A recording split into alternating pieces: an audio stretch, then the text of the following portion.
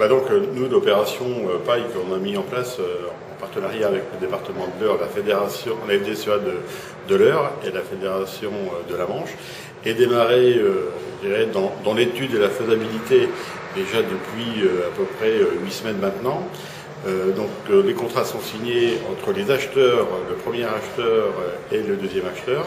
Ensuite, on a déjà commencé à faire du transport puisque les premières pailles d'escourgeons sont arrivées dans le département de la Manche depuis mardi maintenant, avec une bonne satisfaction parce qu'il y a une très bonne qualité de paille d'une part et c'était un fourrage qui était bien attendu par les éleveurs qui étaient en déficit fourrager. Alors, ce que je pourrais dire, c'est qu'on a malgré tout des difficultés potentielles à aller jusqu'au bout sans embûche de cette maintenant, c'est si la météo est particulièrement clémente, il va falloir assurer le conditionnement dans des délais sans interruption. Donc là, on a identifié une carence en matériel sur le département de l'Eure. Donc le département de la Manche, lui, va se mobiliser pour nous faire monter du matériel presque carré, éventuellement s'il y a besoin d'endaineurs pour regrouper des ondins. Donc nous, on a ce qu'il faut dans le département, on va le faire monter vers l'Eure.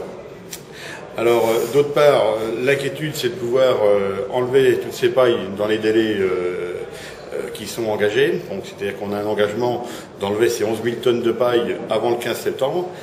Et on a mobilisé le syndicat des négociants que nous disposons dans le département de la Manche et des transporteurs hôtes qui vont se joindre à nous pour acheminer ces volumes.